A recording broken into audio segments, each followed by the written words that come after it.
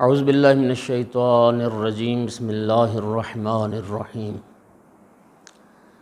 الحمد للہ والصلاة علی اہلہ اما بعد فقال سبحانہ وتعالی فی کتابہ المجید بسم اللہ الرحمن الرحیم الرحمن علم القرآن خلق الانسان علمہ البیان وقال الامام الجواد علیہ الصلاۃ والسلام من اصغى الى ناطق فكأنما عبده ان كان الناطق عن الله فقد عبد الله وان كان الناطق ينطق عن لسان ابلیس فقد عبد ابلیس۔ صلوات بر محمد و آل محمد۔ اللہم صلی علی محمد و آل محمد۔ میرے محترم طلاب عزیز، ذاکرین امام حسین علیہ السلام، علماء کرام، یہ جو ذاکرین پروگرام حالی روڈ مسجد محمدیہ انجمن محمدیہ کے زیر انتظام لاہور میں یہ جو منعقد ہو رہا ہے، میں ڈاکٹر علمدار صاحب کا اور ڈاکٹر ذوالفقار صاحب کا شکر گزار ہوں کہ انہوں نے موقع دیا اور آپ احباب کی زیارت نصیب ہوئی۔ آپ کی موفقیت کی دعا کے ساتھ خطابت کے حوالے سے یا جو ذاکری ہے اس حوالے سے کچھ معروضات عرض کرنا ہے۔ پہلی بات تو یہ ہے کہ اللہ تعالیٰ نے انسان کو یہ قوت بیان عطا فرمائی ہے۔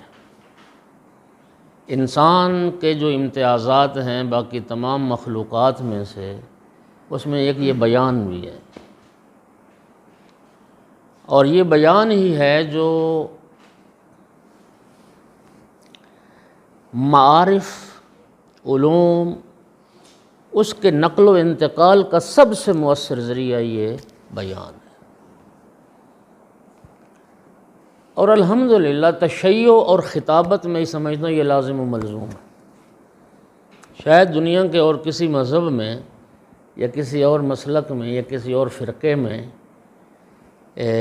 اس کی اہمیت اتنی واضح نہ ہو جتنی الحمدللہ تشیع میں اس کی اہمیت واضح اور معلوم ہے کہ یہ خطابت ائمہ اہل بیت کی میراث ہے، یہ رسول اللہ کی میراث ہے، اور الحمدللہ اس میراث کے حامل وارث الحمدللہ اہل تشیع۔ ایک بہت بڑی تاریخ ہے، مجھے اس پہ بحث نہیں کرنی۔ جو مجھ سے تقاضا ہے آپ احباب کا وہ یہ ہے کہ میں کچھ اپنے تجربات شیئر کروں آپ کے ساتھ، اور کچھ رہنما جو اصول ہیں جن پر عمل کر کے انسان بہتر گفتگو کر سکے اور لوگوں کو، اپنے مخاطبین اور سامعین کو بہتر انداز میں کچھ سمجھا سکے، اس حوالے سے عرض کرنا ہے۔ پہلی بات تو یہ ہے کہ امام جواد علیہ الصلوۃ والسلام کی جو حدیث مبارک آپ کے سامنے میں نے پڑھی، آقا ارشاد فرماتے ہیں کہ من اصغى الى ناطق فكأنما عبده، جو بندہ کسی کی بات کو توجہ سے سن رہا ہوتا ہے، گویا وہ ایک طرح سے اس کی عبادت کر رہا ہوتا ہے، اس کی پرستش کر رہا ہوتا ہے۔ اگر وہ گفتگو کرنے والا ان کان الناطق عن اللہ فقد عبد اللہ، اگر بولنے والا ایک خطیب اللہ رب العزت کی طرف سے اللہ کی باتیں کر رہا ہے، فرمان الہی پہنچا رہا ہے، تو گویا وہ سننے والا بھی اللہ کی عبادت میں مصروف ہے۔ وَإِن كَانَ النَّاطِقُ يَنطِقُ عَنِ لِسَانِ ابلیس، اور اگر بولنے والا شیطان کی زبان بول رہا ہے تو پھر سننے والا بھی شیطان کی عبادت کر رہا ہے۔ خطابت اس لیے بھی ضروری ہے کہ ہمارے ہادیان برحق نے بھی اس بات پر زور دیا ہے۔ نبی کریم صلی اللہ علیہ وآلہ وسلم کا ارشاد گرامی ہے، بلغوا عنی ولو آیہ، کہ میری طرف سے پہنچاؤ چاہے ایک آیت کیوں نہ ہو۔ یعنی نبی پاک کا یہ فرمان ہے۔ اور پھر جو خطبہ غدیر ہے، اس خطبہ غدیر کے آخر پر نبی کریم صلی اللہ علیہ وآلہ وسلم کا ایک جملہ ہے، اور وہ کیا ہے؟ فَلْيُبَلِّغِ الشَّاهِدُ الْغَائِبُ وَالْوَالِدُ إِلَىٰ وَلَدِهِ إِلَىٰ يَوْمِ الْقِيَامَةِ۔ سرکار نے فرمایا کہ جو میدان غدیر میں اس وقت موجود تھے، شاہدین کی ذمہ داری ہے کہ ولایت امیر المومنین کو غائبین تک پہنچائیں، اور پھر آقا نے فرمایا کہ ہر والد کی یہ ذمہ داری ہے کہ اپنی اولاد تک امیر المومنین علیہ السلام کی ولایت کو پہنچائے۔ تو اس فرمان کا نتیجہ کیا نکلا؟ نتیجہ یہ نکلتا ہے کہ نبی کریم صلی اللہ علیہ وآلہ وسلم اپنی امت کے ہر فرد کو مبلغ دیکھنا چاہتے ہیں۔ اور یہیں سے ایک اور بات کی طرف بھی توجہ دلاؤں، بعض لوگ سمجھتے ہیں کہ جو تبلیغ ہوتی ہے، تبلیغ گویا وہ فضائل سے ہٹ کے کوئی پہلو ہے۔ خداوند عالم نے لفظ تبلیغ ولایت امیر المومنین علیہ السلام کے پہنچانے کے لیے ہی استعمال کیا ہے۔ یا ایھا الرسول بلغ، اے رسول تبلیغ کیجئے۔ تو سب سے بڑی تبلیغ ہی امیر المومنین علیہ السلام کی ولایت کو دنیا تک پہنچانا ہے۔ اللہ پاک نے اپنے محبوب کے لیے بلغ فرمایا، رسول اللہ نے اپنی امت کے لیے فلیبلغ فرمایا۔ وہاں بھی امر کا صیغہ، یہاں بھی امر کا صیغہ۔ تو امت پیغمبر میں سے ہر فرد کو مبلغ ہونا چاہیے۔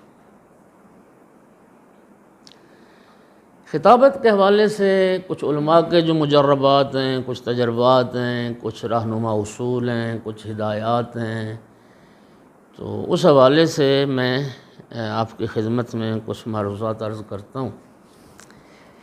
کل عرض کیا تھا، پہلی بات تو یہ ہے کہ مطالعہ بہت ضروری ہے۔ دوسری بات یہ ہے کہ کسی بھی موضوع پر آپ گفتگو کرنا چاہتے ہیں تو اس کی تیاری اچھے طریقے سے ہونا بہت ضروری ہے۔ اگلی بات یہ ہے کہ موضوعاتی گفتگو مومنین زیادہ پسند کرتے ہیں، بجائے اس کے کہ ایک ایسی تقریر کی جائے کہ جس میں ایک مشرق کی، ایک مغرب کی، شمال جنوب کی، پڑھنے والے کو بھی پتہ نہ ہو، اور ایک گھنٹہ کی سمع خراشی کے بعد سننے والوں کے پلے بھی کچھ نہ پڑے گا مولانا نے، یہ ذاکر اہل بیت نے کیا پڑھا ہے۔ موضوعاتی اور موضوعاتی جو تقریر تیار کریں اس کو مزین کریں آیات، احادیث، اشعار، روایات، حکایات، قصہ، اسی موضوع کے متعلق۔ یقین فرمائیے اس تقریر کی قدر و قیمت بہت زیادہ ہو جاتی ہے جو ان چیزوں سے مزین ہوتی ہے، مرصع ہوتی ہے۔ روایات کو اس میں شامل کریں، آیات کو اس میں شامل کریں، اور کوشش کریں اشعار کو اس میں شامل کریں۔ اور اشعار کے حوالے سے میں ایک بات عرض کروں کہ شعر کسی بھی زبان کا ہو وہ تقریر میں چلتا ہے اور پسند کیا جاتا ہے۔ آپ اردو میں اگر گفتگو فرما رہے ہیں، مجلس پڑھ رہے ہیں، تو بے شک عربی کا شعر ہو، فارسی کا شعر ہو، پنجابی کا شعر ہو، ہندی کا شعر ہو، جس زبان کا بھی شعر ہے وہ چلے گا۔ اور میرا یہ مشاہدہ تجربہ ہے کہ لوگ آیات اور احادیث سے اتنے وہ متاثر یا خوش نہیں ہوتے، یا اتنا ان پر رد عمل ظاہر نہیں ہوتا جتنا اشعار پر رد عمل ظاہر کرتے ہیں۔ اور اس سے نا وہ کہتے ہیں نا چار چاند لگ جاتے ہیں انسان کی تقریر کو، اور تلاش کریں گے تو ملتے ہیں، اشعار ملتے ہیں۔ تیاری کے بعد، مطالعے کے بعد جو کچھ باتیں جن کا ملحوظ خاطر رکھنا بڑا ضروری ہے وہ یہ ہے کہ آپ باوضو ہو کے مجلس پڑھیں، ہمیشہ باطہارت ہو کے مجلس پڑھیں۔ اور مجلس سے پہلے اس نقطے کا بھی آپ ہمیشہ خیال رکھیں کہ وہ جو حوائج ضروریہ ہیں نا انسان کے، ان سے فارغ ہو کے مجلس پڑھ، یعنی ایسی کیفیت میں کبھی ممبر پہ نہ جائیں کہ انسان کو واش روم جانے کی ضرورت ہو رہی ہے، اور وہ کبھی وہ نا جو اطمینان قلب اور یکسوئی ہے وہ کبھی حاصل نہیں ہوتی۔ باوضو ہو کے مجلس پڑھیں، اس میں میں تجربے سے کہتا ہوں کہ بغیر وضو کے طہارت کے مجلس پڑھیں گے اور وضو کے ساتھ پڑھیں گے تو اس میں خود آپ فرق محسوس کریں گے۔ باطہارت ہو کے جو مجلس پڑھیں گے اس کی تاثیر زیادہ ہے، اس کا اثر زیادہ ہے، اور اخلاص کے ساتھ پڑھیں پھر اس کا اور اثر زیادہ ہے۔ اخلاص کی جو ہے وہ اور قدر و قیمت ہے۔ انسان مادی حوالوں سے بے نیاز ہو جائے، اگرچہ آج کے زمانے میں جو ہمارے ہاں ممبر کی صورت حال ہے، اس پہلو سے انسان وہ بچ نہیں سکتا، لیکن الحمدللہ ہیں ایسے لوگ جو ان چیزوں سے بے نیاز ہوتے ہیں، اس میں بھی اثر زیادہ، جتنا خلوص زیادہ ہوگا اتنی اس میں تاثیر زیادہ ہوگی۔ اگلا جو نقطہ ہے وہ یہ ہے کہ مجلس سے پہلے آپ توسل ضرور کریں۔ توسل کی بڑی اہمیت ہے۔ توسل، یقین فرمائیے، نہ انسان کا علم کسی کام کا رہتا ہے، نہ آپ کی ڈگریاں کسی کام کی رہتی ہیں، جب تک آپ کی زبان میں جو تاثیر آئے گی نا، یہ بہت ضروری ہے۔ بڑے بڑے صاحبان علم ہیں لیکن ان کی زبان میں اثر نہیں ہے، ان کی زبان میں تاثیر نہیں ہے۔ تاثیر کے لیے توسل ضروری ہے معصومین کی ذات کے ساتھ۔ آپ نے وہ شیخ جعفر شوستری رضوان اللہ تعالی علیہ کا وہ واقعہ تو آپ نے سنا ہی ہوا ہے۔ وہ فرماتے ہیں کہ میں جب نجف اشرف سے آیا تو ماہ محرم تھا، تو انہوں نے کہا کہ آپ مجلس پڑھیں۔ کہتے ہیں میں جب ممبر پہ جاتا تھا تو اس میں مجلس پڑھتا تھا، کوئی تاثیر و تاثر نہیں تھا اس میں، یعنی مصائب جب پڑھتا تھا اس میں کوئی گریہ نہیں ہوتا تھا، کوئی وہ جملہ سامعین اور مومنین کے دل پہ اثر ہی نہیں کرتا تھا۔ ایسے ایک انتہائی، ایک کہتے ہیں نا جیسے بے رونق سی مجلس ہونی۔ کہتے ہیں میں بڑا پریشان تھا۔ میں نے امام حسین علیہ السلام کی بارگاہ میں توسل کیا۔ میں اتنا عرصہ نجف سے پڑھ کے آ گیا، اب لوگ میری اس بات میں کوئی چاشنی نہیں ہے، اس مجلس میں کوئی اثر نہیں ہے، تو آقا آپ اثر عطا کریں۔ فرماتے ہیں میں نے خواب دیکھا، یہ خیمہ لگا ہوا ہے اور مجھے بتایا جاتا ہے کہ امام حسین علیہ السلام اس خیمہ میں موجود ہیں۔ اس خیمہ پہ ایک دربان ہے، اس سے میں اجازت لیتا ہوں، مجھے اجازت ملی، میں مولا حسین علیہ السلام کی بارگاہ میں حاضر ہوا۔ میں نے دست بوسی کی، میں نے سلام کیا امام کو۔ حبیب ابن مظاہر شیخ جعفر شوستری خواب نقل کر رہے ہیں کہ وہ مولا حسین کے ساتھ موجود ہیں خیمے میں۔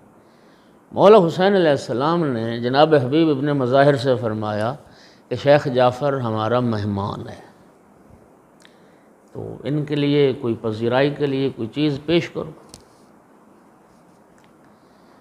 تو جناب حبیب نے ستو گھی میں ملا کر شکر ڈال کے ستو میرے سامنے پیش کی۔ مولا حسین علیہ السلام نے وہ ستو مجھے کھلائے۔ خواب میں نے وہ ستو کھا لیا۔ فرماتے ہیں بس اس خواب کے بعد جب میں بیدار ہوا ہوں تو پھر رب کریم نے وہ اثر عطا کیا میری زبان میں کہ وہ کہتے ہیں نا کہ مصائب جب پڑھتا تھا تو کربلا بپا ہو جاتی تھی، اتنا گریہ، اتنا مصائب، اتنی رقت۔ اور وہ فرماتے ہیں کہ یہ وہ جو عالم خواب میں آقا نے وہ جو ستو عطا کی ہے، یہ سب اسی کا اثر ہے۔ میں نے بڑے نامور خطباء کے دو ہستیوں سے توسل انتہائی مؤثر ہے۔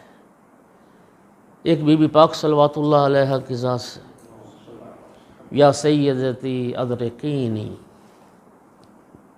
یا فاطمہ الزہراء ادرکینی، ایک جملہ. اور خود پھر مولا حسین علیہ السلام کی ذات سے توسل، جس مجلس میں، جو مجلس اعزاء ہے جس میں اپنے مصائب پڑھنا ہے، 3 بار کم از کم صلی اللہ علیہ یا ابا عبداللہ، صدق دل کے ساتھ، صلی اللہ علیہ یا ابا عبداللہ، صلی اللہ علیہ یا ابا عبداللہ. اور پھر ممبر پہ آپ جب پہنچ جائیں تو کم از کم 1 بار یا صاحب الزمان ادرکنی. تو یہ توسل جو ہے یہ بزرگان کے بھی مجربات میں ہے. آغا تقی فلسفی بھی اس بات پہ بڑا زور دیتے ہیں، انہوں نے لکھا بھی ہے اپنے اس کتاب میں بھی. تو یہ توسل بہت ضروری ہے. اس کے بعد کچھ چیزیں ہیں جن کا تعلق اس بات سے ہے کہ مجمع کی توجہ کو کیسے جذب اور جلب کیا جائے کہ توجہ منتشر نہ ہو. آپ کائنات کے سب سے بڑے عالم اور خطیب ہیں، اگر لوگوں کا وہ ارتکاز نہیں ہے نا، توجہ نہیں ہے، آپ کی طرف متوجہ نہیں ہے، تو آپ کی تقریر بیکار ہو جائے گی. لوگ سن ہی نہیں رہے، لوگوں کی توجہ منتشر ہے. اور آپ دیکھتے ہیں نا کہ مجمع میں کوئی بندہ کھڑا ہو جاتا ہے تو زبردستی ڈانٹ کے اس کو بٹھا دیتے ہیں، بیٹھ جاؤ. ہمارے حواس اتنے قوی نہیں ہیں کہ ہماری آنکھوں کے سامنے کوئی حرکت ہو اور انسان اس کی طرف نہ دیکھے. میں یہاں مجلس پڑھ رہا ہوں، یہاں ایک بچہ کھڑا ہو جائے گا، سارا مجمع اس کو ضرور دیکھے گا، حالانکہ میں بھی بیٹھا ان کے سامنے ہوں. لیکن مجھ سے ہٹ کے کوئی بھی حرکت ہوگی، سارے مجمع کی توجہ ادھر ہو جائے گی. اس کے لیے 2-4 باتیں ضروری ہیں. پہلی بات، خطیب یوں کر کے مجلس نہ پڑھے جیسا کہ ہمارے بعض ساتھی پڑھتے ہیں، یوں مجمع کو دیکھنا ہی نہیں، آنکھیں بند کر کے نیچے کر کے. کوئی نہیں توجہ سے سنے گا آپ کی مجلس کو، کوئی پسند نہیں کرے گا آپ کی گفتگو. جب آپ ممبر پہ آئیں، ممبر پر جب آئیں تو یوں دائیں سے شروع کریں، پورے مجمع پہ آخر تک نگاہ ڈالیں، ان کی آنکھوں میں آنکھیں ڈالیں. ایک دفعہ ضرور پہلے پورے مجمع پہ نگاہ کریں، ادھر سے دیکھ، یوں نہیں کہ جائے ممبر پہ اور سر جھکا کے بیٹھ جائے اور گفتگو شروع، کوئی بھی نہیں سنے گا. لوگوں کی آنکھوں میں ایک بار آنکھیں ڈالو ضرور. اگلا سامع ہر فرد متوجہ ہو کہ خطیب مجھے دیکھ رہا ہے. اگر سر جھکا کے بیٹھو گے تو وہ مجلس تمہاری مؤثر نہیں ہوگی. گفتگو تبھی مؤثر ہوتی جب سنیں. اچھا، اور اگلی بات بھی سن لیں، مجمع میں سارے شریف لوگ بھی نہیں بیٹھے ہوتے، کچھ شرارتی لوگ بھی بیٹھے ہوتے ہیں. اچھا، خصوصاً بچے جوان اس طرح کی حرکت کر رہے ہوتے ہیں، چھیڑ رہا ہے، وہ ادھر چھیڑ رہا ہے، ساری مجلس کو خراب کر رہے ہیں. آپ کو کہنے کی بھی ضرورت نہیں پڑے گی، صرف ایک بار اس بچے کی آنکھوں میں آنکھیں ڈال دیں، اس پہ فوکس کر دیں اپنی نگاہیں کو، وہ سمجھ جائے گا کہ مولانا تو مجھے دیکھ رہے ہیں. وہ یوں ساکن ہو جائے. اتنا سارا کام کرنا ہے آپ. اور آپ اس کی آنکھوں میں آنکھیں نہیں ڈالیں گے، وہ شرارتیں کرتا رہے گا، آپ کی مجلس خراب ہوتی رہے گی. اسے کہتے ہیں نا فیس کرنا.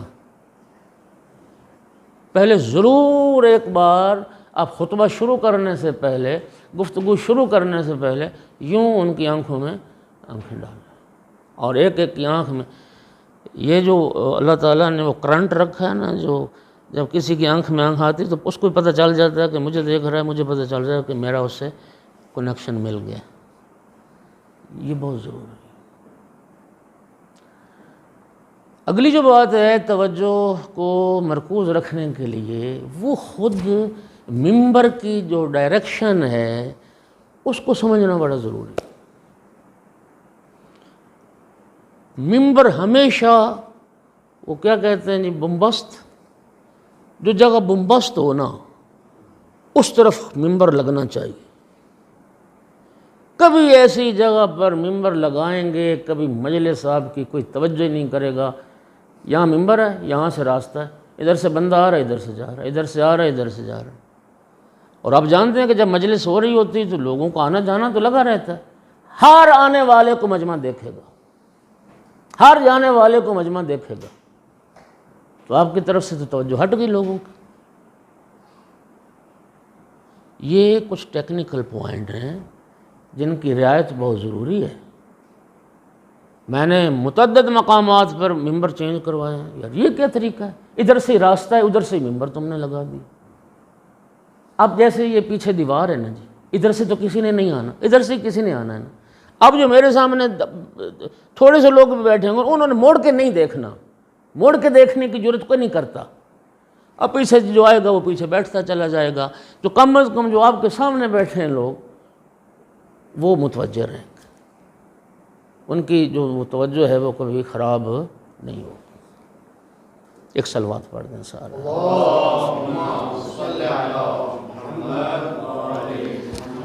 اچھا، اگلی بات یہ ہے، یہ لوگوں کو عادت ہوتی ہے، میرے تلخ تجربات ہیں، میں ان سے گزرا ہوں، اس لیے آپ سے شیئر کر رہا ہوں۔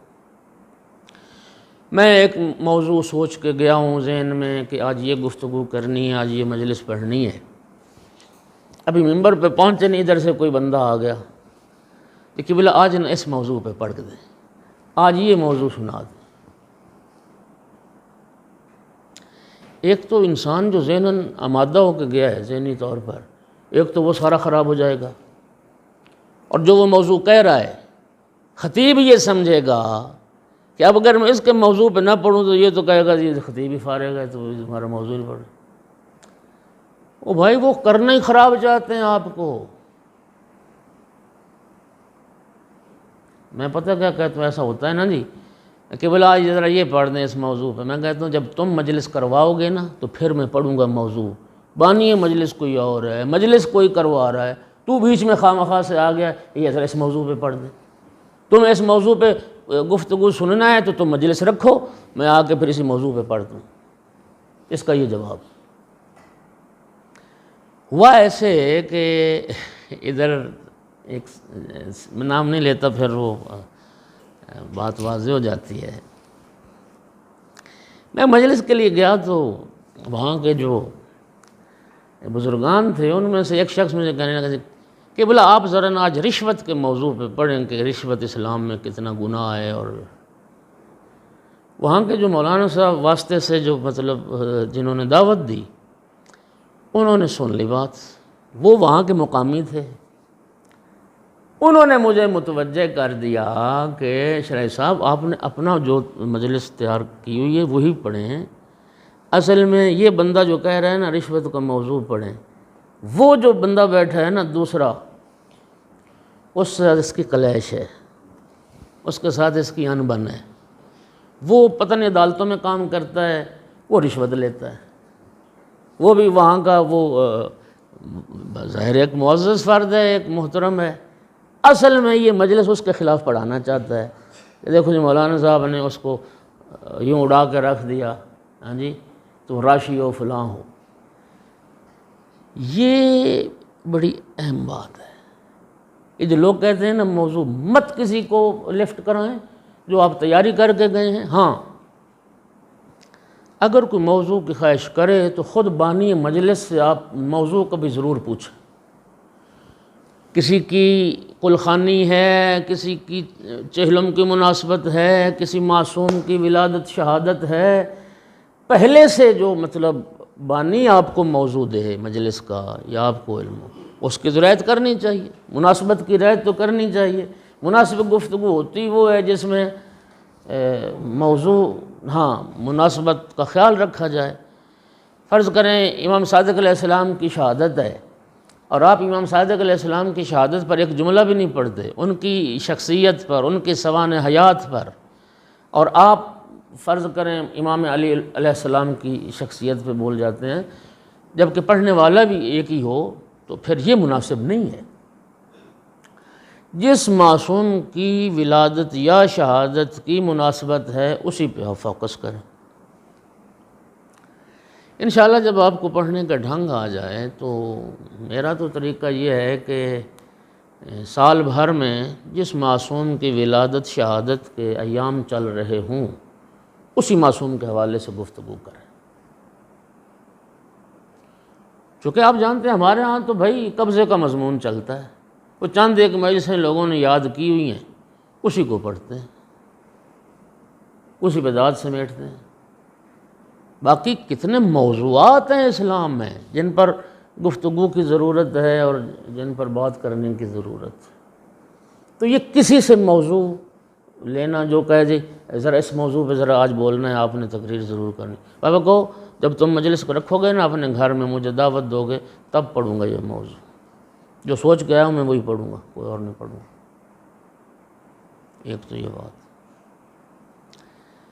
اگلی بات یہ ہے کہ بس اوقات یہ ہمارا سلسلہ ہے پاکستان میں کہ پڑھنے والوں پر مجمع میں سے کوئی شخص اٹھ کے نا سوال کر دے گا، یا کچھ تو لوگ ہوتے ہیں نا، حضرت نے فرمایا سل تفقہا لا تعنتا، سیکھنے کے لیے پوچھو، نہ کہ ہٹ دھرمی اور لجاجت اور ان چیزوں کے لیے مت سوال کرو۔ لوگ اس کے لیے کرتے ہیں تعنتاً، لجاجت، ہٹ دھرمی، یا اس کو خراب کرنا، یا اس کو مجلس کو خراب کرنے کے لیے کوئی بات پوچھتے ہیں۔ وہ کہتے ہیں نا کہ چوک میں جو سپاہی کھڑا ہوتا ہے نا وہ بڑا طاقتور ہوتا ہے، ممبر پہ جو شخص بیٹھا ہوتا ہے وہ بھی بڑا طاقتور ہوتا ہے۔ پہلی بات تو ہے کہ اس کو سوال کا موقع ہی نہیں دو۔ البتہ مجالس فرق کرتی ہیں، اگر اس نے کھڑے ہو کے سوال کوئی کر دیا اسے کہو بھائی اگر تو آپ نے محسوس کیا کہ یہ سوال کو مجلس خراب کرنے کے لیے نہیں کر رہا، واقعاً کوئی اس متعلقہ آپ کی تقریر میں سے کسی متعلقہ سوال ہے تو اس کا جواب مناسب سمجھ دے دیں۔ اگر سمجھتے ہیں کہ جو سوال کر رہا ہے اس کا تقریر سے تعلق ہی کوئی نہیں، مولانا صاحب آپ شہادت سال سے پڑھتے ہیں یا نہیں پڑھتے ہیں؟ اب سوال کا کیا تعلق؟ مولانا صاحب ذرا قمع زنی کے بارے میں بتائیے، جائز ہے یا ناجائز ہے؟ تو یہ جو سوالات ہیں ان سوالات کا وہ سیکھنے سے کوئی تعلق نہیں ہے، وہ صرف مولانا کو خراب کرنے کے لیے سوالات۔ اس کا آپ کہہ دیں کہ بھائی مجلس کے بعد آنا میں تمہیں جواب دے دوں گا۔ اگر آپ نے کوئی جواب دیا تو پھر یہ ہوگا کہ وہ پھر خراب کر دیں گے معاملے کو۔ میں کافی پرانی بات ہے، ایک جگہ پہ میں پڑھ رہا تھا، عموماً جو ذاکرین کے مجالس میں ہوتا ہے نا جی، کچھ لوگ پھر جملہ دہراتے ہیں مصائب میں، بالخصوص مصائب میں، فضائل میں بھی دہراتے ہیں۔ وہ مصائب کی رکت کو بڑھانے کے لیے یا اس جملے کو دوبارہ سننے کے لیے اس میں تو کوئی قواعد نہیں ہے، لیکن آپ کو کیا پتہ کہ یہ جو بات کرے گا یہ کیا کرے گا۔ میں ایک جگہ پڑھ رہا تھا، چہلم کی مجلس تھی، تو وہ جو جناب جابر بن عبداللہ انصاری کا 40 پہ کربلا آنا اور امام حسین علیہ السلام کی قبر اطہر پہ پہنچنا، پھر سلام کیا قبر پہ آ کے، تو پھر قبر پہ سر رکھ کے رونے لگ گئے، اور پھر وہ پڑھے کہ حبیب لا یجیب حبیبہ، کیا بات ہے آج ایک دوست اپنے دوست کے سلام کا جواب کیوں نہیں دیتا، اور پھر خود فرمایا کہ وہ کیسے جواب دے جس کی گردن کی رگوں کو کاٹ دیا گیا ہو، جس کے سر اور بدن میں جدائی ڈال دی گئی ہو۔ وہ سارے جملے موجود ہیں۔ میں پڑھ رہا تھا، مجمع بہت تھا، چہلم کی مجلس تھی، اس وقت تجربہ بھی اتنا نہیں تھا، تو وہ پیچھے سے ایک جو ہے نا بندہ کھڑا ہوا، ایسے اشارہ کیا۔ میں نے کہا جیسے وہ ہوتا ہے مصائب میں وہ جملہ دہراتے ہیں، پھر ذرا رقت میں اور اضافہ ہوتا ہے، شاید کوئی اس طرح کی بات کر رہا ہے۔ تو اس نے بڑے بلند، میں خاموش ہو گیا، مجمع بھی بہت تھا، بولتا رہتا، میں پرواہ ہی نہ کرتا۔ اصل اس کا طریقہ یہ پرواہ ہی نہ کرو، آپ اپنی تقریر جاری رکھو، خود خاموش ہو جائے گا۔ میں خاموش ہو گیا، سارا مجمع متوجہ ہو گیا۔ تو کہنے لگا وہ جی جو سر بغیر وہ تن کے نیزے پہ کلام کر سکتا ہے تو جابر کی بات کا جواب نہیں دے سکتے تھے مولا حسین؟ اب اس کا یہ کہنا ساری مجلس خراب، وہ جو رکت ہو رہی تھی، وہ جو مصائب ہو رہا تھا، وہ سارا ڈسٹرب ہو گیا۔ اب میں مصائب پڑھتا ہی اس کی بات کا جواب دیتا، بات تو وہی تھی جو ہو گئی، رب تو وہی تھا جو ٹوٹ گیا، رکت جو تھی وہ ساری ختم ہو گئی۔ تو یہ جو اس طرح کے موارد ہوتے ہیں، یہ ایک میں سمجھتا ہوں علماء مخالف، علماء دشمن طبقہ وہ خراب کرنے کی کوشش کرتا ہے۔ اس کا ایک ہی جواب ہے، ایک تو نظر انداز کریں اس کو، آپ پرواہ نہ کریں۔ لیکن اگر آپ سمجھتے ہیں، چونکہ افراد شناس جو ہیں وہ جانتے ہیں کہ یہ مطلب کس وجہ سے پوچھ رہا ہے، یا اگر واقعاً مصائب میں تو خصوصاً ضرورت ہی نہیں ہے نا کسی کو جواب دینے کی، وہ تو آپ کا مصائب ختم ہو جائے گا، آپ کے وہ سارا ربط ٹوٹ جائے گا۔ اور اگر فضائل یا جو پہلا حصہ ہوتا ہے اس میں اگر کوئی مناسب ہو تو جواب دے دیجیے، ورنہ بہتر حال یہ پتہ نہیں پوچھنے والا کیا پوچھے گا، وہ جو کھڑا ہو گیا پتہ نہیں کیا سوال کرے گا، تو بہتر ہے کہ آپ اپنی گفتگو جاری رکھیں، بھائی بیٹھ جاؤ، جو سوال ہوگا بعد میں کر لینا۔ تو ایک اس کا یہ طریقہ۔ صلوات پڑھ دیں ذرا سارے۔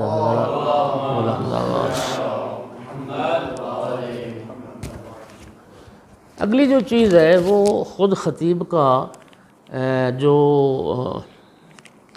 اس کی وضقت ہے، جو حلیہ ہے، یہ بڑا ضروری ہے۔ وہ ایک حدیث ہے نا نبی پاک کی کہ سیاتی زمان علی الناس لا یعرف القرآن الا بصوت حسن ولا وغیرہ وغیرہ۔ اس میں سرکار کی ایک حدیث ہے کہ ایک زمانہ آئے گا کہ علماء لباس سے پہچانے جائیں گے، یعنی علم ان کی پہچان نہیں بنے گا، لباس بنے گا۔ آج کل جو ہمارے ہاں ماحول ہے پاکستان میں، اس میں خطیب کا جو مطلب لباس اچھا ہونا ضروری ہے۔ ہم یہ نہیں کہتے کہ جس طرح کئی لوگ میک اپ کروا کے آتے ہیں، ہم اس کی بات نہیں کر رہے، مطلب یہ بٹن کھلے ہوئے ہیں، ادھر سے سینہ ننگا نظر آ رہا ہے، جی اس کا جو ازار بند ہے وہ قمیض کے نیچے سے نظر آ رہا ہے، وغیرہ وغیرہ۔ اس طرح کی امامہ رکھا ہوئے پتہ نہیں کہ امامے کے پیچ وہ آگے والا حصہ ہے یا پیچھے والا حصہ ہے، اچھا یا ابا الٹ پہن لی ہے، یہ تو اکثر ہو جاتا ہے، اشتباہ ہو جاتا ہے۔ لیکن ان چیزوں کی رعایت بڑی ضروری ہے۔ ہاں جی، ابا الٹ پہن لی ہے، یا وہ بازو سارے اس نے کھلے ہوئے ہیں اور سینہ کھلا ہوا ہے، تو یہ چیزیں جو ہیں ان کی رعایت بھی بڑی ضروری ہے، کیونکہ یہ وہ معاملات ہیں جو لوگوں کی توجہ کو منتشر کر دیں۔ وہ آپ کے وہ ازار بند کی طرف ہی دیکھتا رہے گا ساری مجلس میں، اگر کرسی سے نیچے لٹک رہا ہے اور نظر آ رہا ہے، وہ آپ کی طرف توجہ نہیں کرے، سینہ کھلا ہوا ہے، وہ اسی پہ رہ گا، یار دیکھو بھی خطیب کیسا۔ تو یہ لوگ بھی مطلب چیزیں نوٹ کرتے ہیں، اور یہ پھر خود لوگوں کی توجہ کا انتشار کا باعث بھی بنتا ہے۔ اچھا، اس کے بعد جو اگلا جو پوائنٹ ہے، آغاز میں، گفتگو کے آغاز میں چاہے دو چار جملے اس طرح سے جن پر نہ آپ کی پکی گرفت ہو، ادبی، خوبصورت۔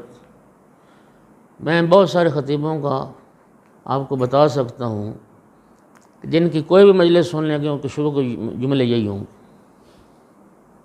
چند ایک اچھے جملے انہوں نے مطلب ترتیب دیے ہوئے ہیں، تو ایک آغاز بڑا اچھا ہو جاتا ہے۔ جو وہ کہتے ہیں نا پہلا تاثر تو یہی ہوتا ہے نا کہ پہلا انسان کے زبان سے کیا جملہ نکلتا ہے، تو جو ابتدا والا حصہ ہے چاہے وہ 2 منٹ کا ہی ہے، اس کو نہ ادبی بنا کے ذرا اچھی گرفت کے ساتھ، یہ بڑا مؤثر ہے، پھر اگلی تقریر آپ کی پر توجہ رہے گی لوگوں کی۔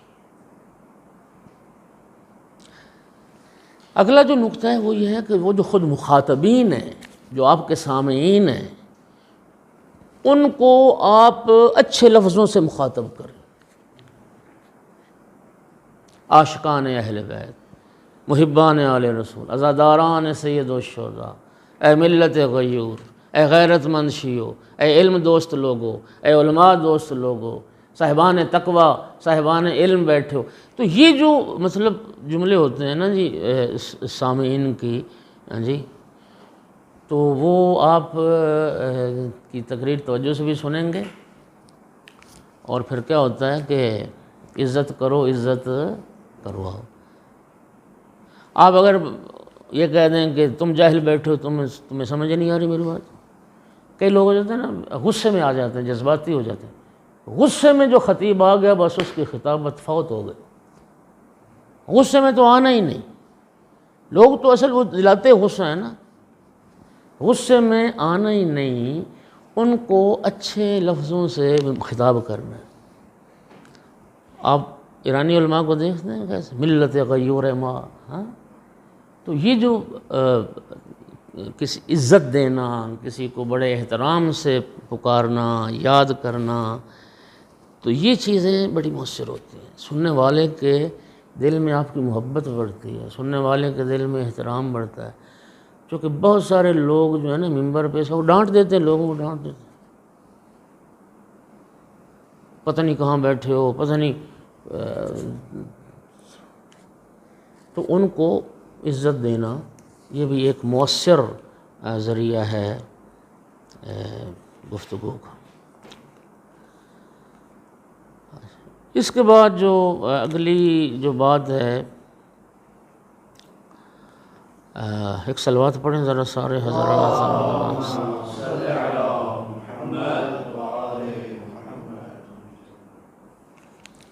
ہمارے بعض احباب دوست، ہماری صنف کے جو بعض دوست ہیں، وہ کیا کرتے ہیں کہ گفتگو میں ایران میں رہیں، نجف میں رہیں، آپ کی پھر وہ فارسی اور عربی کے جو الفاظ ہیں وہ زیادہ آپ کی گفتگو میں داخل ہو جاتے ہیں۔ آپ ابھی قوم نجف کے ماحول سے نہیں نکلتے، جبکہ آپ کو پہلے یہ باور کرنا ہے کہ میں اب قوم نجف میں نہیں ہوں، میں ایک ایسے معاشرے میں ہوں جہاں جہالت زیادہ ہے، جہاں لوگوں کو اردو نہیں آتی بابا ٹھیک صحیح طریقے سے، جہاں اردو نہیں آتی وہ آپ کے جو فارسی اور یا عربی کی جو اصطلاحات ہیں یا جو الفاظ ہیں اس کو کیسے سمجھیں گے۔ آپ کی گفتگو جس لیول کی آپ کر رہے ہیں، آپ پہلے یہ سوچیں کہ میرے سامعین میں اس کو سمجھنے والے کتنے لوگ بیٹھے۔ ہماری مجالس کی جو اکثریت ہے وہ تھوڑے پڑھے ہوئے لوگوں کی ہے یا ان پڑھ لوگوں کی ہے۔ آپ اگر وہ فارسی کے لفظ استعمال کریں گے ایک لفظ بھی سمجھ نہیں آئے گا۔ اور یاد رکھیے پاکستان میں بہترین خطابت کے لیے جتنی آسان اردو، جتنے آسان الفاظ استعمال، آپ کو اپنی علمیت کا لوہا منوانا ہے یا لوگوں کو کوئی بات سمجھانی ہے۔ میں ممبر پہ آیا کس لیے ہوں، میں ممبر پہ کیوں آیا ہوں؟ میں آیا ہوں اللہ کی بات، رسول اللہ کی بات، آل رسول کی بات لوگوں تک پہنچاؤں۔ تو لوگوں تک جو پہنچانی ہے تو پھر اس لیول پہ آ کے بات کریں جو وہ سمجھ سکیں۔ کلم الناس علی قدر عقول، لوگوں کے ساتھ لوگوں کے معیار عقل کے مطابق بات کرو۔ ہمارے احباب بعض کیا کرتے ہیں جی، اپنی علمیت کو ظاہر کرنے کے لیے وہ ثقیل لفظ، سنگین لفظ جو ہمارے استعمال ہی نہیں ہوتے۔ ایک بندہ آپ کی گفتگو سن رہا ہے، حتیٰ قاری ایک کتاب پڑھ رہا ہے، ایک لفظ بھی ایسا آ جاتا ہے نا کہ جس کا معنی سامع یا قاری نہیں سمجھ رہا، وہیں سے ربط ٹوٹ جاتا ہے، پتہ نہیں یار اس نے یہ لفظ کیا بولا۔ اگر آپ کوئی مجمع جو آپ کے سامنے ہے، کہیں علمی نشست ہے، اس میں خطاب کرنا پڑے، پڑھے لکھے لوگوں میں خطاب کرنا پڑے، وہاں بے شک اپنی علمیت کا اظہار کریں، آپ دقیق موضوعات پہ گفتگو کریں، ورنہ جو ہمارا عوام الناس کا جو ایک ماحول ہے یا سلسلہ ہے اس میں تو انتہائی سلیس، انتہائی سادہ، اگر کوئی لفظ آپ عربی فارسی کا کوئی آپ کی زبان سے نکلتا ہے، پھر اس کے ساتھ ہی ایک لفظ نہ بولیں، 2-3 لفظ بول دیں، تاکہ اگر یہ نہیں سمجھ لیا تو یہ سمجھ لے، یہ نہیں سمجھ پایا تو یہ سمجھ پائے۔ اصل میں سامع اسی وقت محظوظ ہوتا ہے آپ کی تقریر سے جب اس کو ایک ایک لفظ کی سمجھ آ رہی ہوتی۔ ایک لفظ بھی آپ نے ثقیل بول دیا وہ آپ تو جانتے ہیں، لیکن جن کو سمجھا رہے ہیں وہ تو نہیں جانتے. تو ان کے معیار عقل کے مطابق جو ہے یہ گفتگو کرنا یہ بہت ضروری ہے. اچھا، اگلا جو نقطہ ہے بڑا اہم وہ یہ ہے کہ ہمارے ہاں جہاں تو صرف ایک بندہ پڑھنے والا ہے، صرف آپ نے مجلس پڑھنی ہے، وہ مجلس آپ کی بہت اچھی ہوگی، اس لیے کہ اول آخر آپ ہی پڑھنے والے ہیں، لوگوں نے آپ کو ہی سننا ہے، آپ کے علاوہ کوئی دوسرا ہے ہی نہیں، آپ جو پڑھیں گے جیسے پڑھیں گے لوگ آپ کو سنیں گے. لیکن جو ہمارے جلسے ہوتے ہیں، جلسے ان میں بڑا کمپٹیشن ہے، اس میں مقابلے کی فضا ہوتی ہے.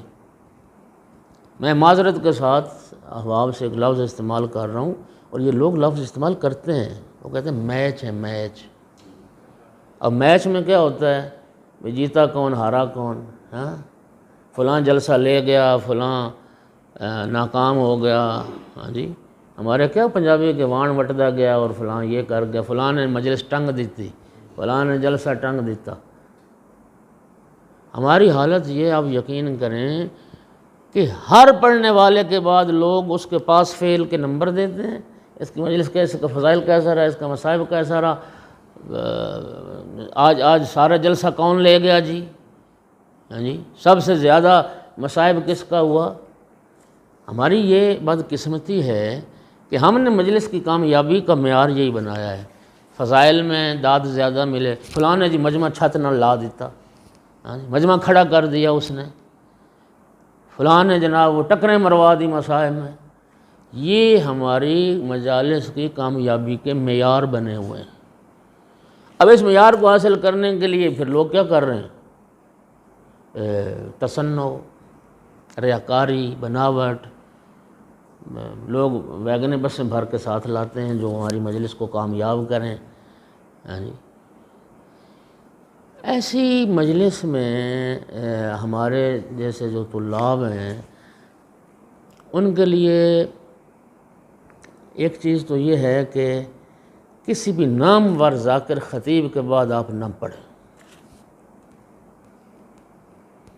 کیونکہ اب ہمارا مزاج کیا ہے، ایک بھی نامور خطیب ذاکر کوئی بھی وہ پڑھ کے اترے گا ایک دفعہ سارا مجمع اٹھ کے چلا جائے گا. آپ ممبر پہ آئے صاحب ابا، صاحب قبا، صاحب امامہ، اور مجمع ہی سارا اٹھ کے چلا گیا. لوگوں میں تو معرفت ہے ہی نہیں، شعور ہے نہیں. کچھ مجالس ایسی ہیں جہاں صرف علماء پڑھتے ہیں، قدردان لوگ ہیں، وہاں یہ مشکل پیش نہیں آتی. وہاں عالم کے بعد عالم بھی آئے تو یہ صورتحال نہیں ہوتی.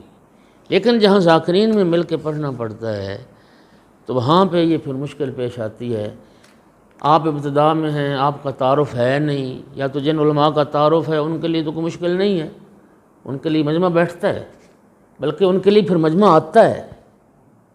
لیکن جب ابتدا میں آپ کسی نامور کے بعد پڑھیں گے تو پھر مجمع اٹھ کے چلا جائے گا. امامہ سے محبت لوگوں کے دلوں میں پیدا ہی نہیں ہو رہی.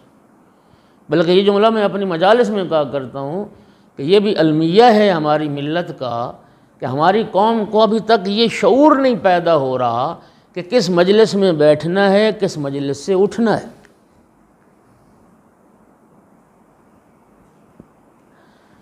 تو ابتدا میں اگر آپ کو کسی ایسے جلسے میں موقع ملے تو آپ بانی سے یہ مطلب تقاضا کریں کہ میں بھائی پہلے پڑھوں گا، میں آخر میں نہیں پڑھوں گا کسی کا.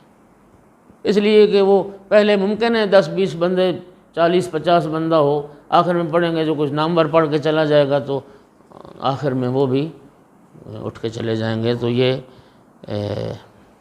مشکل آتی ہے.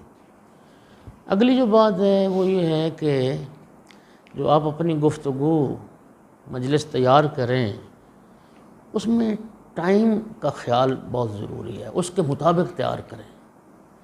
فرض کریں ایک جگہ آپ اکیلے پڑھنے والے ہیں تو وہاں کم از کم 1 گھنٹہ تو پڑھیں. لیکن اگر کسی جلسے میں موقع ملتا ہے تو جلسے میں کسی خطیب کو 1 گھنٹہ ٹائم نہیں ملتا، بڑے بڑے خطیبوں کو بھی پونا گھنٹہ، آدھا گھنٹہ ٹائم ملتا ہے. حتیٰ ہمارے مدارس کے جلسوں میں 10-10 منٹ، 20-20 منٹ ملتے ہیں. تو اب وہ جو ٹائم آپ کا 10 منٹ ہے، ٹائم آپ کا 20 منٹ ہے، اور آپ وہ تقریر شروع کی ہے کہ جو 1 گھنٹے کی تقریر ہے،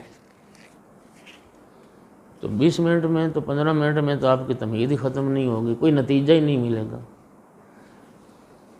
آپ ٹائم کے مطابق اپنی ذہنی سیٹنگ کریں کہ یہاں میں نے کون سی گفتگو کرنی ہے۔ 15 منٹ ٹائم ہے تو 15 منٹ کے مطابق آپ کوئی ایسا موضوع سلیکٹ کریں، کوئی حدیث، کوئی آیت، جس میں 15 منٹ میں کوئی میسج آپ دے سکیں، کوئی بات آپ لوگوں کو سمجھا سکیں اور لوگوں تک پہنچا سکیں۔ آپ کے پاس 10 منٹ ٹائم ہے تو 10 منٹ کو آپ وہاں لمبے خطبے پڑھنے کی ضرورت نہیں ہے، بسم اللہ پڑھیں، مختصر سا خطبہ، الحمدللہ والصلاۃ علی خطبہ۔ اس کے بعد اس حدیث معصوم کو آپ پہلے سے منتخب جو آپ نے کی، آپ دیکھیں کہ میں اس حدیث کو اتنے منٹ میں نبھا سکتا ہوں اور یہ پیغام لوگوں تک پہنچا سکتا ہوں۔ نہ یہ کہ ٹائم تھوڑا ہو اور آپ ایک ایسا موضوع چھیڑ دیں کہ جو مطلب آپ اس کو عوام کے پلے میں وہ کوئی ایک بات بھی نہ پہنچے۔ تو یہ کچھ چیزیں ہیں، انشاءاللہ پھر موقع ملے گا تو پھر مزید عرض کریں گے۔ خداوند عالم ہم سب کو قرآن و اہل بیت کے نوکروں میں سے شمار فرمائے، سید الشہداء کے ذاکرین میں سے اللہ کریم ہمیں شمار کرے، اور ذکر محمد و آل محمد کی توفیق عطا کرے، اور جو فرمان الہی ہیں، جو قرآن و احادیث ہیں، ان کو پہلے پڑھنے کی، سمجھنے کی، خود عمل کرنے کی، اور پھر لوگوں تک پہنچانے کی اللہ ہم سب کو توفیق عطا فرمائے۔ وما علینا الا البلاغ المبین۔